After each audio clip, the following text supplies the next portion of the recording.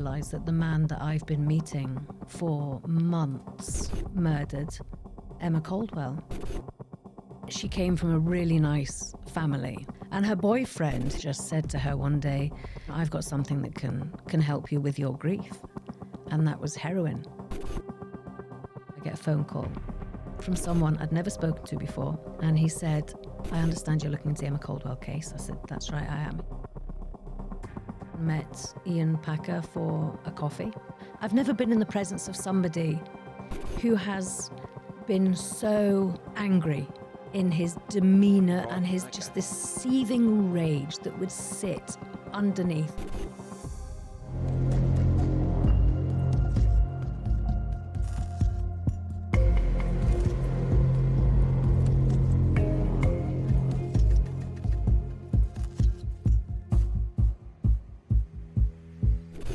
Today, I had an interesting conversation with investigative journalist Sam Poling, whose work helped put a murderer behind bars.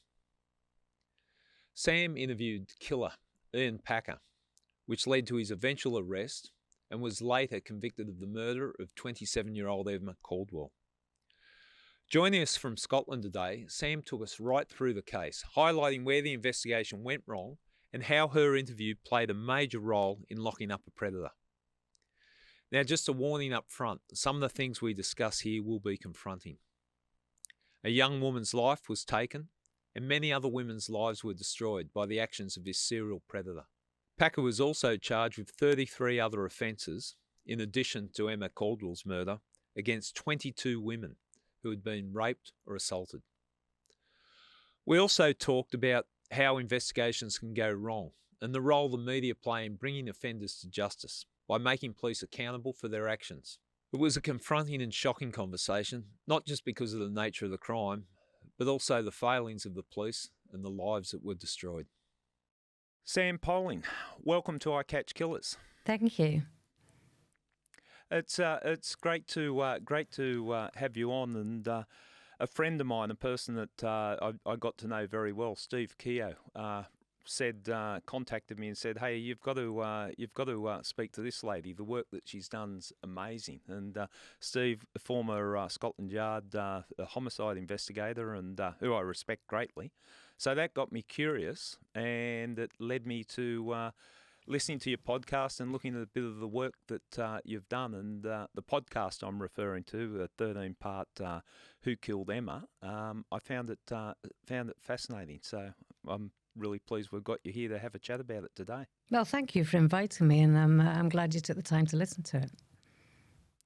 Yeah, well, I started listening to it, and you had me hooked. So that's how I spent the last couple of days. When you first started the investigation into Emma Caldwell, did you have any idea how far it would take you down the rabbit hole? Oh no, I mean, I have a history with investigating or looking into a number of murders of young women who'd worked as prostitutes prior. I mean, my very first job, and we can talk about that, was the murder of a young woman who'd been working as a prostitute. So over the years, I'd covered a number of cases. And then when Emma had been murdered, I was working for the BBC at the time, so I didn't cover it, I didn't investigate it. So then when I started this investigation, I just thought, okay, it's just going to be another documentary, another investigation. I never, ever could have predicted that what happened would happen. I never thought in a million years I would find myself in the position that I found myself in.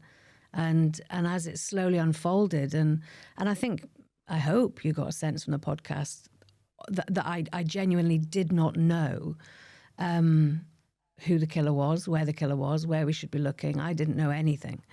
And so as it slowly came to light, it was as much of a shock for me as it was for those watching on, I think. Yeah. Well, it's a new medium. It really is a game changer, isn't it? Because you've worked in media a long time. I've worked in police a long time, but now delving into the media side of things. And there was a narrative that media would often just support the police. Like you had your contacts in the media, and the police would feed the information, the media would report the positive news stories. But this new form of journalism, it's a completely different world, isn't it? Oh, it's a completely different world. And I think once upon a time there was a world in which the police and the media worked together and worked well together. I mean, I think it's fair to say that the relationship we used to have as journalists with the police, I mean, I've been doing this a long time. I've had incredible relationships with the police throughout my career, but it has changed. And as you say, the landscape's changed and we don't have the same friendly, cozy relationship that we used to have. You know, we used to have cop contacts. My phone was full of cop contacts. Now, if you even talk to an officer, they have to go and report, oh, I've had a conversation with a journalist, or I've got a friend who's a journalist. And so everything has changed, and the police are under so much more scrutiny than ever before, I think. And so they're very, very cautious about who they talk to, what they say, how they say it, how far they go with what they're saying and the information they're passing on. So I think that has put a barrier between the police and journalists considerably. What that has done is basically the landscape, I think, has kind of opened up a little bit more for the journalists to be a lot more investigative, put the police work into a lot more scrutiny. Because they don't have that cozy relationship anymore. And I think podcasts are a fantastic platform to allow you to go in depth into an investigation. You're not up against a time limit. You're not up against an episode limit. You're not up against anything other than your own self in terms of how far you can push something. So I think the landscape has changed, and I think it's changed for the better despite the kind of loss of coziness, if you like, between the media and the police. We're no longer, I think you're right. Sorry to interrupt there, Gary, but I think, I think journalists did used to get fed a line by the police and then they would pursue that line. And very often it wasn't questioned. It was, well, they're the police. And so what they're telling us must be true. Yeah. And now we go, okay, well, they're the police and what they're telling us now needs to be questioned. And that's what we do. Well, you've experienced it in your field, in the media, and your contacts with the police. The large part of my career in policing, I saw that connection with journalism, and I always, it didn't sit well with me because the narrative could be controlled. From the police point of view, the police would simply say that the matter's been looked at, there's an investigation. We call them strike forces. You might call them something different over where you are. But a strike force has been formed. I knew that the strike force might consist of one person, but the narrative was never questioned. So I think it's a step in the right direction, and I'm still very pro-police. It's not me beating up on police. I just think scrutiny is a good thing, and I think it makes us lift. Yeah, and the police, you guys have used us for years, right? And understandably so, and very often rightly so, because you want to put some information out there. You want to pursue a line of inquiry that you need media attention on. Or perhaps, it's to help with an investigation, to raise the profile of an investigation. So I understand all that. And now that has shifted a little bit, and I think us journalists are not prepared to be used to as great an extent as we were before. I think the relationship, the balance has changed a little bit. Yeah, well, I agree, and I know now what you talked of, the reluctance of police. The moment a journalist speaks to them, now everyone goes into panic mode. But look, I think it's a good thing, and if the end result is what happened in the Emma Caldwell case, no one can argue the benefits of it. Certainly with cold cases or unsolved cases, that it's been left in the hands of police. It hasn't got a result. I think it's beneficial to have that type of discussion and scrutiny on the investigation. Yeah, I mean, I do. I mean, we were under a lot of pressure from the police not to broadcast, right? We had phone calls from the police begging us not to broadcast. Because the investigation was live, or the investigation was at a sensitive point, or the investigation was at a crucial point. Well, the fact is, this had been a cold case for a long time. There'd been many, many years when action could have been taken. The information was there. And we will go on to talk about what information was there. Yeah. But, you're right. There is a responsibility that we all have to make sure that no investigation is hindered. But there comes a point, I think, as journalists, where you have to sit down, look at it from a moral perspective, look at it from the legal perspective, and then just think, what's the right thing to do in this case? And in this situation, the right thing was to broadcast. But it wasn't an easy decision. And we all faced a lot of criticism from some quarters for proceeding to broadcast and proceeding to broadcast the interviews that we broadcast, which eventually and ultimately led to the conviction of a killer. Yeah, and you can't argue with the results are that way, and hiding behind it's a live investigation and that. It might cut it in the first week or so, but when you're talking a matter that's been running as long as Emma's case had, surely it's beneficial. But look, first up, investigative journalism. How did you get into it, and what was it that drove you to that type of work? Oh, I just wanted to be a journalist. That's all I ever wanted to be. I think I got my first typewriter when I was 8. And I used to sit and write little stories in my bedroom. And then as I grew up, there were 2 journalists that I don't know if Roger Cook, the Cook Report, who was one of the best investigative journalists that existed in the world for me. And every episode of his show, he was going after the bad guys anywhere around the world. And he got into scrapes and all sorts of things. And he always got the bad guy. And I just used to think, I want to be him.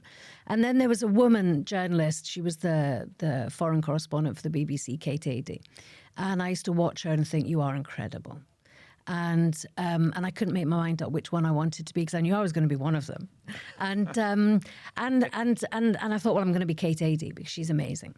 And then I used to phone up people at the BBC when I was like in my early teens and say, how do I get your job? What do I have to do? And a couple of people gave me some great advice, and I would give the same advice to anybody else. They said, go and be a newspaper reporter, because newspaper reporters are the best journalists in the world, because you have to work twice as hard on your own and I guess it's like being a cop where you work through the ranks. And I was told, work your way through the ranks and then you'll make it. And I was like, okay, well, that's what I'm going to do. Yeah. And I ended up going through newspapers, local newspapers, regional newspapers. Then I joined the national press and worked for press agencies. And that's the toughest gig you will ever have as a journalist. And then I joined the BBC. And I came across a story, and I went to my bosses and said, I've got this great story, and I think it could be a great investigation. I'd never done one before. And they gave me the opportunity to do it, and that was it. I was hooked. And so I didn't become Kate Adie, Roger Cook. So yeah, I kind of followed my dream a little bit that way. Well, I agree with what you say about the print journalists working in the newspaper, and a lot of journalists that I know and look up to and greatly respect. They always talk about their time in a regional paper reporting on cattle prices and great breakthrough stories like that. But it's where they learn their trade. It would be like somebody going in as a cop to a chief superintendent level who have not walked the walk. And I have literally worked every single rank there is as a journalist, and I'm so grateful that I have, because it makes the difference. Well, it's paid off in the work that you do, and you've got a great body of work, and I think even a couple of awards came your way in the form of BAFTA awards, which are pretty impressive. 6 BAFTAs, which. You need to update the records on you. I've only got 3 really? here. Okay, I'll change that. Get that updated. Yeah, a few. Well, congratulations. I just wanted people to get a sense of who you were, because the work that you did on the Emma Caldwell thing, I'm sure it came at a cost to you, and we'll talk about that. But let's start talking about that particular case. So, Can you just give us a sense, and coming from the police and then in the media and talking about these crimes, I always make a point of not forgetting the victims. You know, a murder has a lot of different layers, but it's someone's life that has been taken. So who was Emma Caldwell? Can you describe her? Yeah, so, I mean, it is so important to keep the victim at the centre of this. And I think all too often, especially in the world of true crime podcasts now, that it's all about sensational storytelling and forgetting about the victim. The victim is the centre of everything. Emma was a 27-year-old woman. She grew up in the same village that I lived. I didn't know her.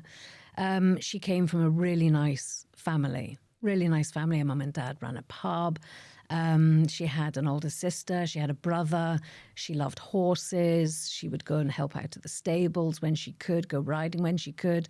They had a normal, happy family life. They lived on the outskirts of Glasgow, about half an hour away from the city of Glasgow. And she was just... I've spoken to school friends who went to school with her. She was lovely. She was funny. She was cheeky. If she didn't like a particular teacher in a class, she would just go into a different classroom, and she got away with everything because she was just a nice girl, you know. And then one day, her sister who'd left home came back and told Emma's mum and dad, Margaret and Willie, that she'd been diagnosed with cancer. She had non-Hodgkin's lymphoma. And she went through treatment. She battled hard for a couple of years. And then, sadly, Karen, Emma's sister, died. And Emma was really, really close to Karen. I mean, they had a great... typical sister relationship. But, you know, Karen was the one that she would go to with problems and chat and boy talk and stuff. And Emma's world collapsed. I mean, she lost everything in that moment. And she was working at stables at the time. And grief was just something that she couldn't deal with. And her boyfriend, who used to go along to the stables, just said to her one day, you know, I've got something that can help you with your grief. And that was heroin. And so he was the person who gave Emma her first taste of heroin, and it numbed the pain. And I guess you've heard this story a million times from people. She became addicted, and she moved to Glasgow to be close to the boyfriend. Her addiction grew. The relationship didn't last, and so she was left with, you know, no relationship, a broken heart, and heroin addiction. And of course, heroin addiction is expensive, incredibly expensive. And so she needed a way of funding that addiction. And she turned to prostitution. This was not a world that Emma knew. This is the thing. I know... I've looked at there were a number of murders in Glasgow of young women who were prostitutes. There were 8 in all. Emma was the 8th woman to be murdered. And the story's very much the same. You know, the women come from broken homes or broken families. They go into the care system. They leave the care system with no support. They end up with a drug habit. They need to fund the drug habit, so they turn to prostitution. They need the drugs to numb the pain of what they're having to do. They need to fund that bigger habit, so then it's more prostitution. And so this cycle just goes on and on and on. This was not Emma. Emma wasn't in the care system. She had an incredible family. They did not know about her addiction. They didn't know what she was doing to fund it. They only found out about the addiction when Emma realised herself that she was in trouble. And she had been in bed for a couple of days poorly, and she went downstairs and she said to Margaret, her mum, she said, look, Mum, I've got something to tell you and Dad, and I think I'm addicted to drugs. And they didn't know anything about drugs. I mean, Margaret's told me so many times, we didn't have a clue. And Margaret said, well, what drugs? And Emma said, well, it's heroin. Oh, God, they knew nothing about heroin. So they bundled her up in jackets and drove her to accident and emergency and said, can you give her something? And, you know, the naivety in that moment for me is heartbreaking because they really knew nothing about this world. Yeah. And the doctor just kind of shook her head and said, there's nothing we can do. Emma moved out of the family home and was living up in a women's hostel, and she was working as a prostitute. And it was only when Emma went missing that they found out what she'd been doing. And I remember Margaret said that Willie, Emma's dad, when he found out, had turned around and said, it was very typical of Emma to choose a way of funding her habit that only harmed herself. She didn't turn to crime.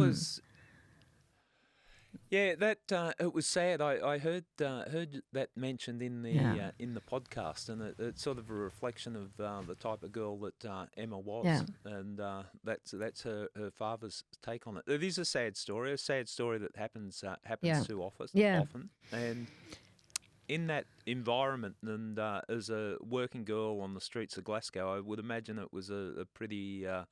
They were very vulnerable. Look, in that, look, I mean, I think most people around the world will have heard of Glasgow. It is an incredibly vibrant, friendly, amazing city, always has been. But it's also got a side to it that's violent. I mean, it was the murder capital of Europe, I think, at one point. And, an incredibly violent place, and especially for these women. And they would go out at night. I mean, the women that I've spoken to have said, I've said to them, were you ever attacked? And they're like, was I ever not attacked? Women would keep books as to who raped them. Not so that they could avoid that person the next time, but so that they knew what they would be in for when they went with these men, because they were so desperate they needed the money.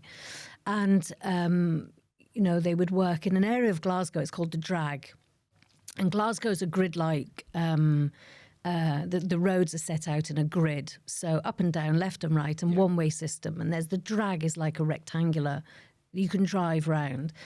And the women would all stand on the four corners. And that way, when the cars are stopped at the traffic lights, if the police catch them, they go, I've just stopped at the traffic lights. But they're not, they're stopping for the girls. And these women were selling themselves for as little as, £10. At push £20, because they needed the money. And they would go out at night and they would be raped, sexually assaulted, beaten. I know some of the women were scalped. At one point, one man was going around doing that. There were the most frightening, horrific attacks. And this was a whole new world for someone. Well, for any woman, right? But for someone like Emma, who just did not know this world at all. And she struggled on the streets, because she wasn't tough. She wasn't streetwise. She knew nothing. And the attacks don't just come from the clients. The attacks come from the other women, because you're now on their patch. It's a new girl. Emma was really attractive. And she wasn't so far into her heroin addiction where she was so thin and it had started to take away how she looked. And so she used to get, beaten and hurt really quite badly by some of the women. And it was a tough life for her, a tough life for so many of the women. And remember, this is against the backdrop of murder after murder after murder of prostitutes in the city in the previous years. It was terrifying. They're just so vulnerable, not just Emma, but all of the girls in that situation. The circumstances surrounding Emma's disappearance and the discovery of her remains, can you talk us through that? Yeah, so it was April, and Emma would go out most nights. She would leave about 10, 11 o'clock at night. She phoned her mum every day, right? They had a great relationship. Every single day she'd phone her mum. Every single day she would go to a chemist to pick up her methadone prescription as she was trying to get help with her heroin addiction. And every single day, in the early hours of the morning, she would return back to the hostel where she was staying. And she took the same route every single evening into the city centre. And this one night, she left as normal. She phoned her mum. Her mum and dad used to see her twice a week, on a Wednesday and a weekend. And they would take all her dirty washing, wash it all, iron it, give it back to her, and do a swap with the dirty washing. And she was due to see them, but they'd phoned and said, listen, Emma, we're getting carpet fitted, so maybe we'll come and see you tomorrow night. And she said, yeah, that's cool, that's fine. She went off to work that night as normal. They obviously did not know where she was going, what she was doing. Yeah. And the following day, Willie, Emma's dad, said to Margaret, I've tried phoning Emma and she's not picking up. And I hope she's okay. And Margaret said, she'll be fine, don't worry. So they tried again, and they tried the next day and the next day, and nothing. And not only was she not answering the phone, she hadn't returned to the hostel. She hadn't gone to the chemist to pick up her prescription. Nobody had seen her. Yeah. And Margaret and Willie, they had gone to the police and said, look, our daughter's missing. And that's when they reported her missing a few days later. And the police at that point checked Emma out, checked out, in the police files. And they sat down and they said to Margaret, well, I mean, you do know that your daughter frequents the city centre, don't you? And Margaret thought, well, we go shopping in the city centre. And she said, well, we frequent the city centre, Yeah, and the police said, no, she frequents it. She's a prostitute. And that's the moment that, these parents find out how their daughter has been funding this habit and what she's doing. And so, of course, now not only do they have the missing daughter, not only do they now know that she's been working as a prostitute, but put all of that together, she's also missing. And, this was absolutely horrific. And because there had been so many murders of women, the police, which were unsolved, right? These were unsolved murders. It wasn't like there was a murder of a young woman and within a few months they'd got the killers. These killers were out there. They were unsolved murders. And you're talking eight in what over? Yeah, how many over about 10 years. In the lead up. Yeah, and Emma was the eighth woman to be murdered. So I mean, I covered a number of the murders. They were my first jobs as a journalist with the press agencies and the national papers. And so against that backdrop, understandably terrified, the police thinking and realising when they looked into Emma, this is not someone who goes missing. And a massive missing persons inquiry was launched. And there were billboards around the city. There were missing person posters. They were stopping men in the street, in the red light area around the drag. Have you seen this girl? Do you know this woman? Are you a client? Do you use any of the women? Do you pay for sex with any of the women? They were just doing everything. And Emma was, and there's no polite way to say this, Emma was very busy in her line of work. She was very popular with the clients. She had 2 mobile phones. When the police took her phones, there were 2 of them. And she had dozens and dozens and dozens of contact names and details in her phones of clients. So the police are suddenly faced with this mammoth task of where Emma's going, who she knows, who her friends are, what clients that she has, regular clients that she has in her phone. But that's only a handful in comparison to the rest of them. So they already have hundreds of men to be looking at that they're aware of. Then there's men that just turn up in the city and stop and pick her up. Then there's men that come from out with the city. Then there's men that come from out with the country and they're from down south in England. So you are talking thousands of men that they are having to try and track down and trace and say, do you know this woman? It's a broad investigation from the start, isn't it? When was Emma's body found? She goes missing in April. And then 5 weeks later, there is a dog walker walking in some woods about an hour from Glasgow. It's about 46 miles, just off the main motorway south between Scotland and England. About half an hour drive from the motorway in the middle of nowhere. If I gave you a map, Gary, and said, go find this place, you would not find it. And in the middle of a forest, a dog walker came across a body. The body was naked, with some bruising and what looked like a cord or a rope wrapped around the neck. It was a woman. He called the police. The police turned up and Emma had a very distinctive tattoo on her shoulder.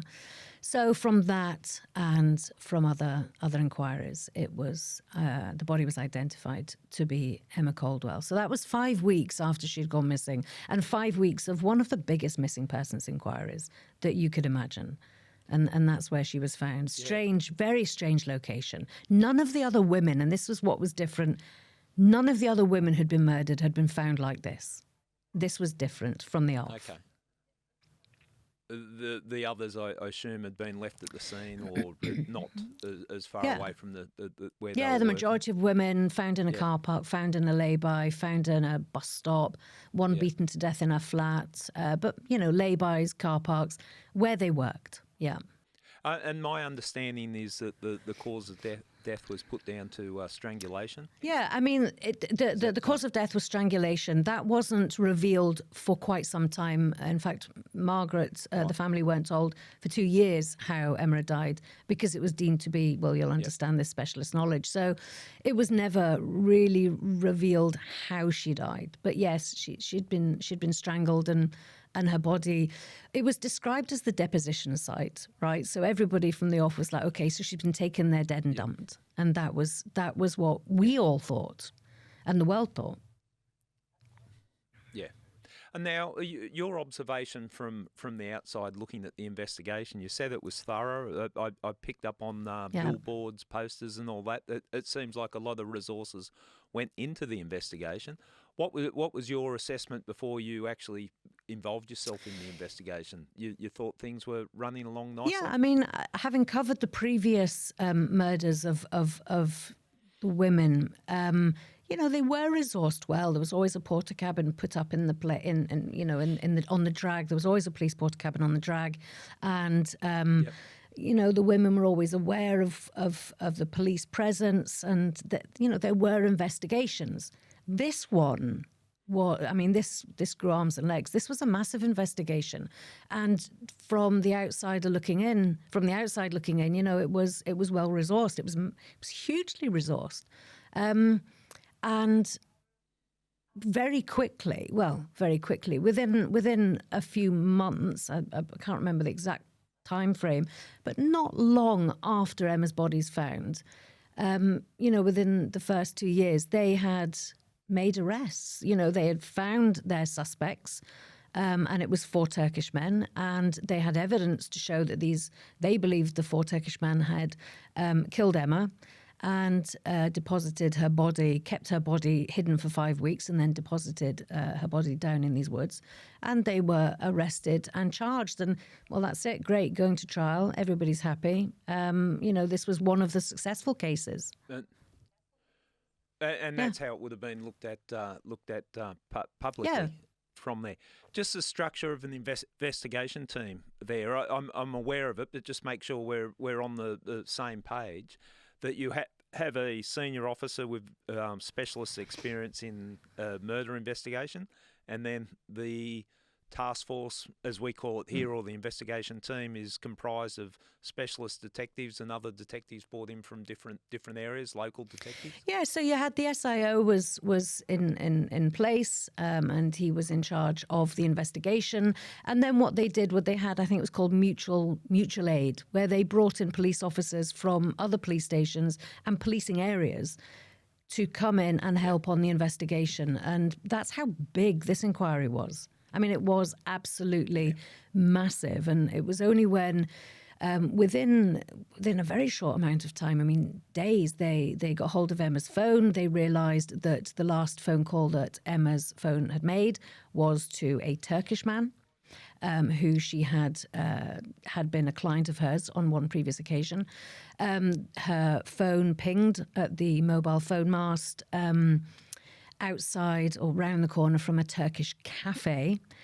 So they were like, okay, we've got a Turkish client, we've got a Turkish cafe, and the Turkish cafe was run by a man who was a convicted sex offender. So they had that. And then they were getting evidence and statements from women who worked on the street alongside Emma who were saying, oh, yeah, we know the cafe, we go there, we have sex with lots of Turkish men, they're aggressive, they're violent, I've been raped, I've been attacked. And then they do the forensics and they find a spot of blood on a quilt inside the cafe. So I mean, you can imagine this is just gold. This is gold dust to the inquiry, and that's when it takes a different turn. And I think also, if I understand it properly too, one of the Turkish men left the country the day after Emma disappeared, or around the same time, to go and get married. Yeah. So you can imagine if you're a police officer and you find out he's left the country, you're like, okay, fine, he's done a runner. You'd be looking at, and then the forensic examination, the spot of blood in the on the bed in the cafe. I can understand that, and they also had listening devices in place for a long time. So they put listening devices in fairly quickly once they realised that one of the Turkish men had been a client and that he had left the country, and they with the evidence about the cafe. So listening devices, and not just listening devices, but also cameras were put into the cafe. They were put into people. There were bugs put into homes, businesses, cars. Yep. I mean, the place was awash with bugs put in by the police. And the police were sitting there 24/7 listening to the conversations within this Turkish community in the hope that they could pick up evidence of these men talking about what had happened to Emma. The problem is none of these cops speak Turkish, and that was the biggest stumbling block. That is a So problem. they brought in some Turkish-speaking officers, and the problem was these Turkish-speaking officers. I mean, we found out one of them said, "Well, I mean, I've got an O-level in Turkish, if that helps," and one of the other officers said, "Well, I mean, my Turkish is not that great." But, these were the translators and the interpreters who were being relied upon. And also, you've got to remember, the bugs, they're probably much better nowadays. But back in 2005 and 6 and 7, technology wasn't as good. The audio wasn't great. And the conversation in a cafe, and I could imagine it would be very hard to decipher exactly what's being said. Yeah. Why this was all going on, there is other information coming in about Packer, and I just want to hold on to that information because I want to talk about that later, but we'll just explore this line with the Turkish men. So looking from the outside, the police have got their suspects. It fits nicely with the information they've got. They're being charged. Everyone sort of steps back, wait for it to come to trial. It fell apart at the trial, didn't it? With the translations. Yeah. Well, mistranslated and misinterpreted. I mean, Gary, if I ever get to the bottom of the translations, that will be a good day. Basically, they were waiting. They were listening for so long and listening to try and hear specialist knowledge, something that only the killer or the killers could know. And then one day they hear, apparently, a conversation where one of the Turkish men says, "Oh, yes, the girl, we killed her, Halil killed her, and he hid her clothes in the bushes by the casino." Right. Now, to the listening police, you're like, okay, well, if we go to those bushes and we find Emma's clothes in the bushes by the casino, that's specialist knowledge. Only they could know, only the killer or killers could know. Brilliant, slam dunk. So they go to the bushes and they find a T-shirt and they find a keyring, and it's a horseshoe keyring. Now, remember I told you Emma loved horses. She worked in a stables. Yeah. She was horse obsessed. And they found a black T-shirt. Now, the black T-shirt was, I mean, it was massive, right? It was massive. And I believe they found a cardigan. I mean, none of the clothing was ever proved forensically to be Emma's, number one. No forensic link. Secondly, Emma hadn't been wearing those items when she was last seen on CCTV leaving the hostel that day. So she hadn't been wearing them. And they never were able to link the horseshoe keyring to Emma. Despite this is specialist knowledge. The 4 Turkish men are arrested and they're charged, and it heads towards trial. I mean, they're remanded, they're in prison. I mean, they're in Barlini, the notorious Barlini. If you have committed a crime and you're in this prison, that's tough. If you have done nothing and you're in for the murder of a young woman, you daren't imagine. And then one of the lawyers says, well, I want to get the translations checked. And let's just see whether it does say, reasonable. So they get them checked. And not only was what was said not exactly said, but some of the translations didn't exist at all. It just was not said. Yeah.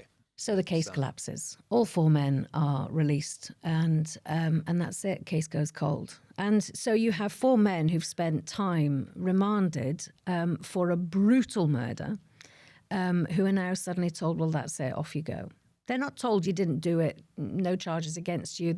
You're being released, we're still looking into it. Right. Look, I don't know enough about the investigation to comment on what causes this, but to me, looking from the outside, it sounds like a case of groupthink, where you've got a case theory and you're making the evidence, what scant evidence there was, match the case theory. But you. Well, Thoughts? I mean, look, I've spoken, you can imagine I've spoken to many officers. I had to wait until many of the officers had retired before they would, dare to speak to me, because they were terrified. And, the one thing keeps coming back is, look, this was driven by ego. This is what they say. This was driven by, wanting to not just catch a killer, but they believed that this community look, it's not a community cafe. It was kind of, I describe it in the podcast as part cafe, part gang hut. I mean, it was horrible things happened in this cafe. Utterly horrible things happened in this cafe to many, many women. And I think, and there were rumours about what they were going to get. There was there trafficking, was there drugs, there were weapons, and it just got out of control. I mean, they spent $4 million on this inquiry. I'm looking at the way it was described, and I can only imagine the resourcing that went into it. But look, we're satisfied based on the evidence that was presented at court. It got thrown out of court. They were acquitted. When did you become involved from a working point of view to look at the investigation? Was it after the acquittal? So that was in 2007, right? The case gets thrown out of court. It collapses. It goes cold. Then in 2015, it's the 10th anniversary of Emma's disappearance and murder, and a Sunday newspaper runs an anniversary piece, and the front page of this newspaper, I think it was called The Forgotten Suspect, and they have a picture of a man and they name him, and he's called Ian Packer, and they say this man was interviewed by police as part of the inquiry, and they had managed to get hold of some of his statements that he'd given to police at the time. And in the statements, he talks about having gone to a remote wooded location with a number of women, including Emma. And they name this man. I mean, it was very, very brave of them to do this. But they name this man and say, look, surely he's a potential suspect. And surely, if this case is cold and it wasn't the Turkish men, it clearly wasn't the Turkish men, look at this guy. And so that was in 2015. And the case just kind of, nothing happens, right? The police said immediately, we are going to look at this investigation again. But what they actually did was decide they were more interested in trying to track down who the mole was, because they believed there was a leak in the merger inquiry to the Sunday Mail journalists, rather than actually go after the killer of Emma. So they... Yeah. Can you just stop there, Sam? I always find that. I always just find that amazing. I just wanted to jump in on that bit. I've seen that time and time again. More effort goes into finding out where information has leaked from, if it's critical of police or harm police, than the actual investigations. Sorry, I just had to jump in there because I've seen it and it resonates. Exactly. And what they did was they ended up carrying out unlawful surveillance on the journalists. Right? And some retired cops to try and find out who the leak was. Now, there was no leak, right? There was no leak at all. The information had clearly come from out with the police. So anyway, this made the headlines, and that was the story rather than, well, who actually killed Emma Caldwell? So that's 2015, and then it just goes quiet. And then I did an investigation in 2018 where I investigated the police. And as a result, and pointed fingers at the police for a number of botched investigations that had been carried out that were appalling. Yep. And then about 2 weeks after we broadcast, I received a letter out of the blue.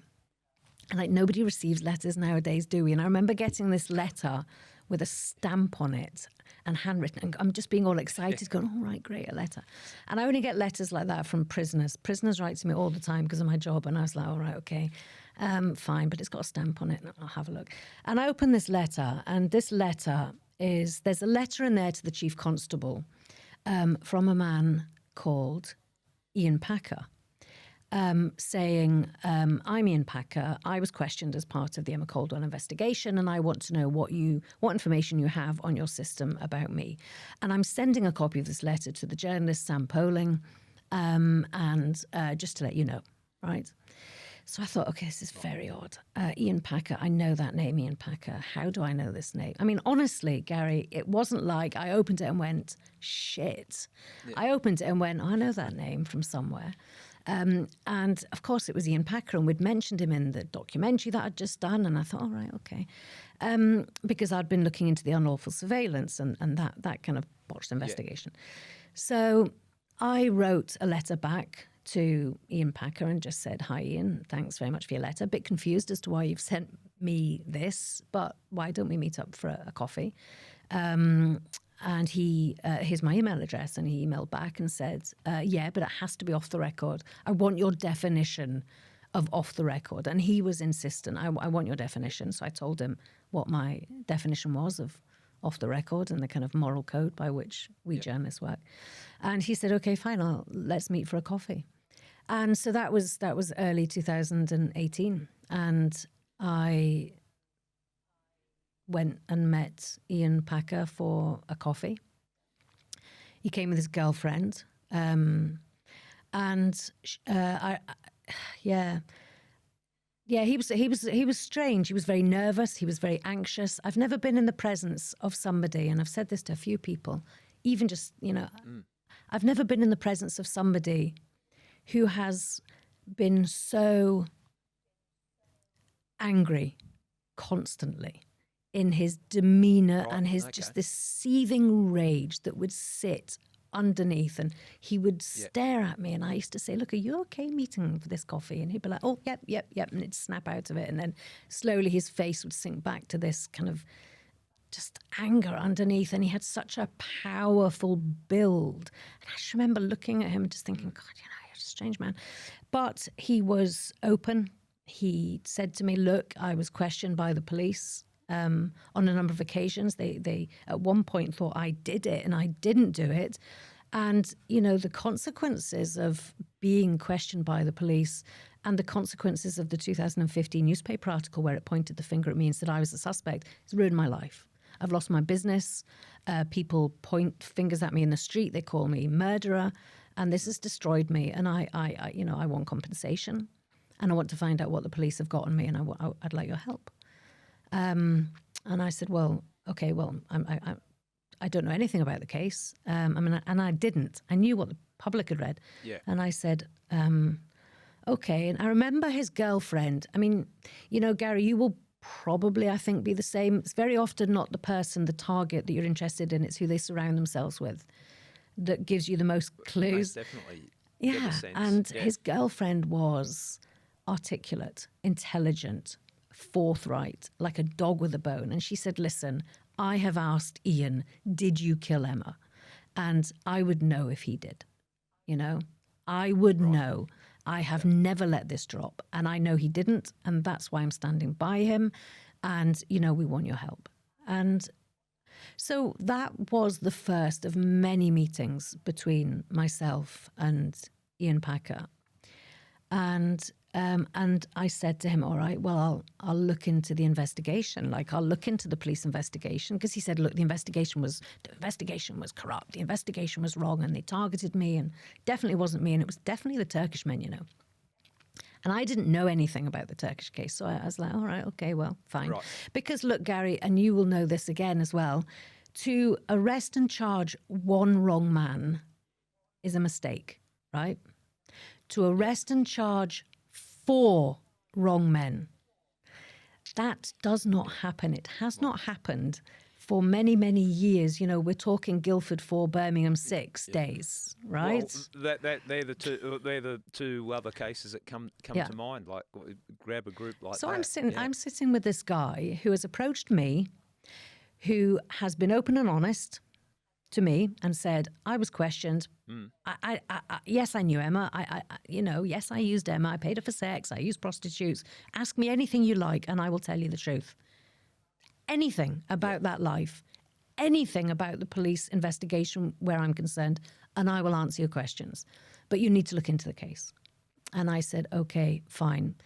Would you, if I do look into the case, and bearing in mind this is not just at the first meeting, this is meeting after meeting after meeting. And I would sit there and spend hours with them.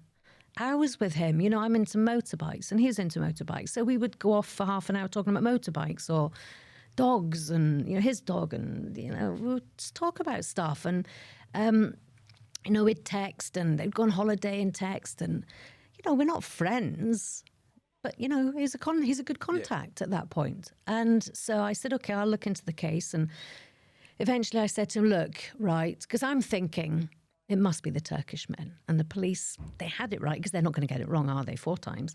And they're not throwing their hands up saying, oh, we got it wrong. We're looking for someone else. Exactly. And here's this guy, and this is great television, isn't it? So I've got this guy, this victim almost of a miscarriage of justice, this victim of a set of the most unfortunate coincidences. Been to the same woods? Well, is it the same woods? We didn't even know it was the same woods. You know, and he knew Emma and he liked Emma and all these things. But, you know, Emma was very popular in her line of work. She had lots of clients. So I said, I'll look into the case. Would you do an interview?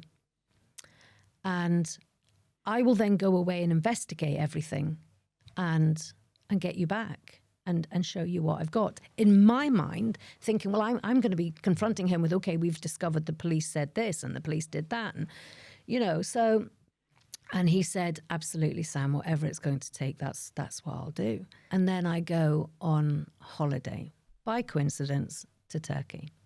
And it's while I'm in Turkey, I get a phone call from someone I'd never spoken to before, didn't know him. I will not name him. And he said, I understand you're looking into the Emma Caldwell case. I said, that's right, I am. And he said, there's someone you need to talk to. He's a journalist. So, and his name's Eamon O'Connor. So I said, well, I'm in Turkey. I fly back tomorrow. I'll phone him on Monday. So I phoned this journalist who I knew of, very good journalist. And I said, Eamon, Sam, I'm looking into the Emma Caldwell case. And he said, oh, right, okay. What are you doing about it? And I said, oh, well, I'm going to show that, you know, it was a total bad investigation, and they had the right people and they let them go. And I remember there was this silence, and he said, Sam, who do you think killed Emma? And I said, well, wasn't it the Turkish men? And he said, it was Ian Packer. And he said, I can show you evidence which will help you with that.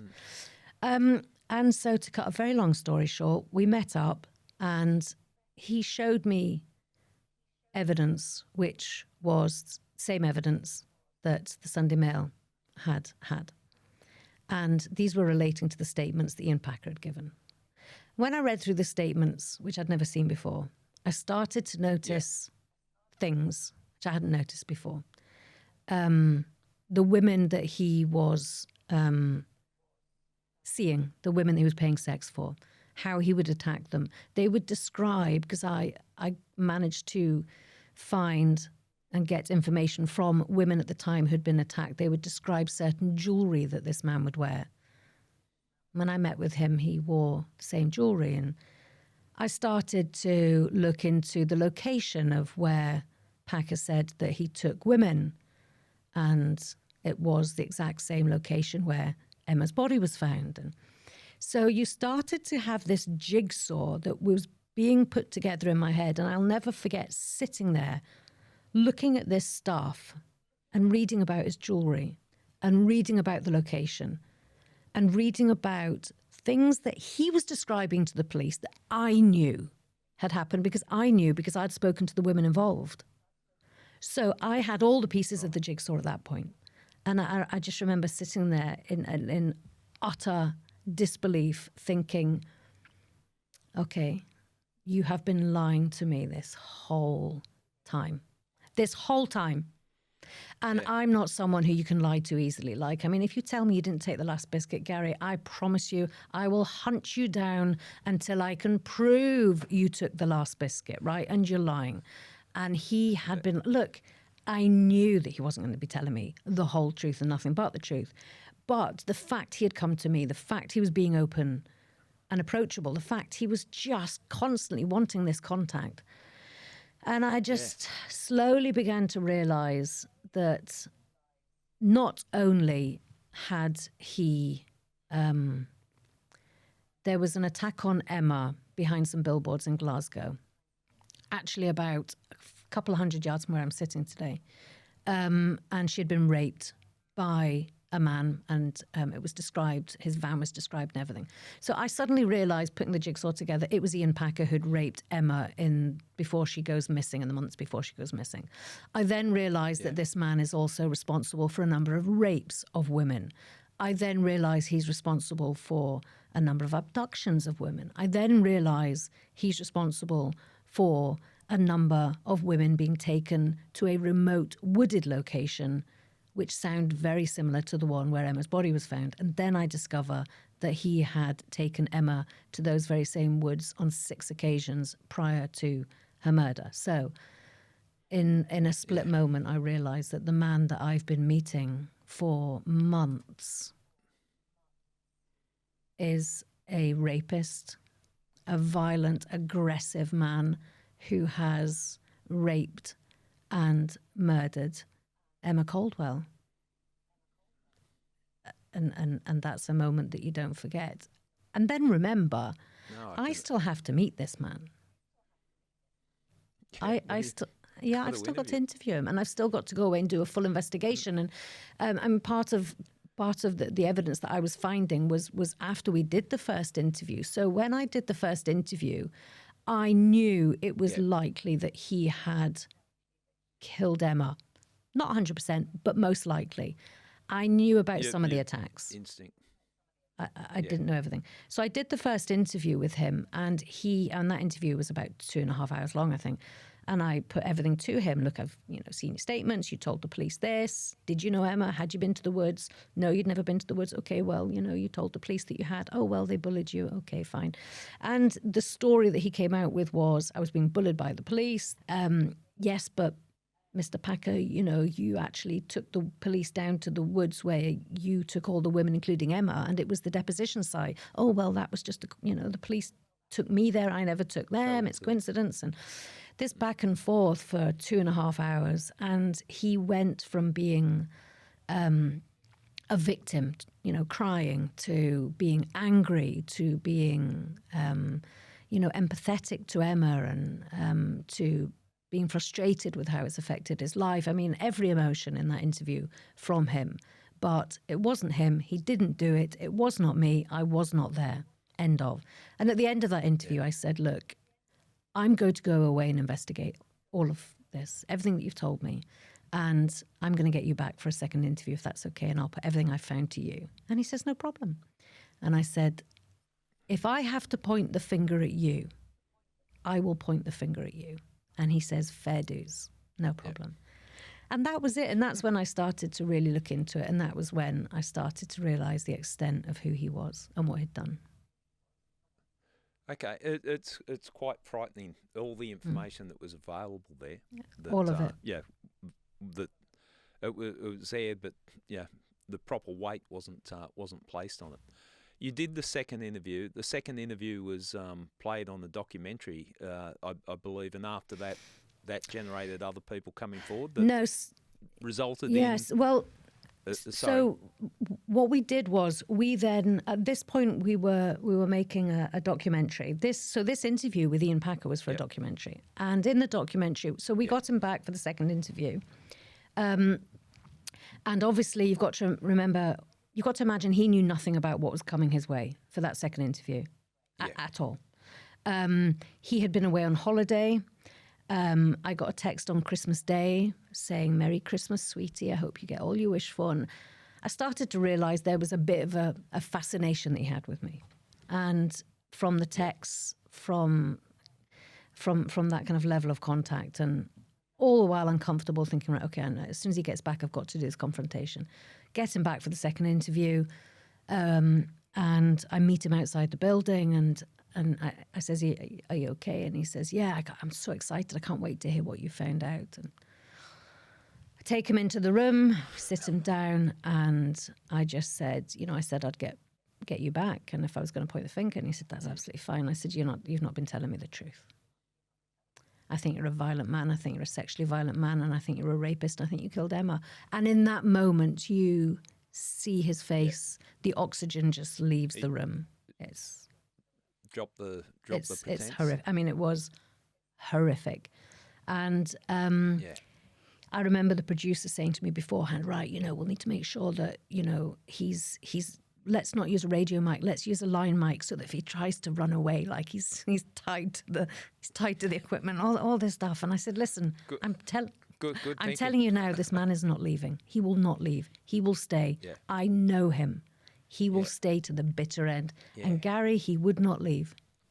He got up. At the end, he got up. He went to walk away, comes in, he sits back down, gets up, walks away, comes in, sits back. "Oh, Sam, I can't believe you've done this to me. And I can't, this isn't right."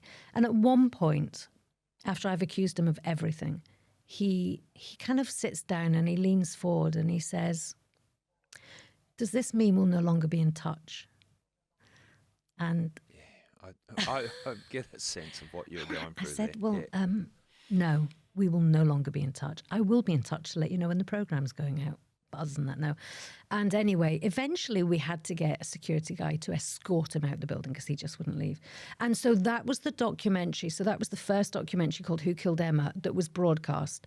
Yep. And that was broadcast on the Wednesday night, and on the Friday he was arrested.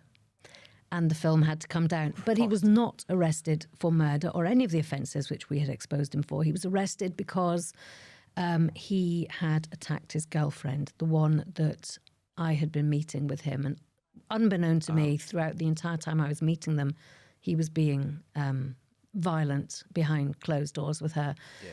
And they'd had a fallout about the first interview that he'd done with me, and he had throttled her, and he was arrested and charged. So the film came down. It was only up for 48 hours.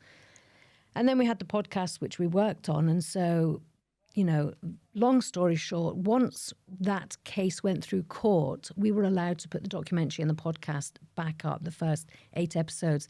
And that was when it just took off, because women were listening to this and going, "Hold on, that's the man that attacked me. That's a man who raped me." Yeah. And I started to get calls and texts and emails from women saying, "He did that to me. I know that man. He raped me." And I'm having to send them to the police. It was taken down, or the media wasn't allowed because he was charged with the assault of his partner, which I think he was inside for 2 years.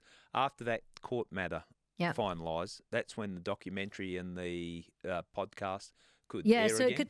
it could air again, because he was sentenced to 2 years. He served 1 year. And as soon as he was released, then we were able to put them back up because the case was no longer active. And we put them back up, and we just sat thinking, "Oh, well, that's okay, because they're going to arrest him now for the murder and for all these rapes and sexual assaults." And I mean, he'd been abducting women, and nothing happened. Nothing. But you were inundated with more information coming in that you were referring to the police? The information from other women that had been victims of his? So you're in this situation, Gary, where as a journalist, you just want to go, "Okay, tell me the story. What happened? How did this happen? When did this happen? What did he do?" But you have a duty of care to these women. You have a duty of care to Emma's family, who are seeking justice. You have a duty of care to the police investigation. And so the right thing to do was to say, "I would love your story, but it's more important you go to the police, and I will put you in touch with the officers involved."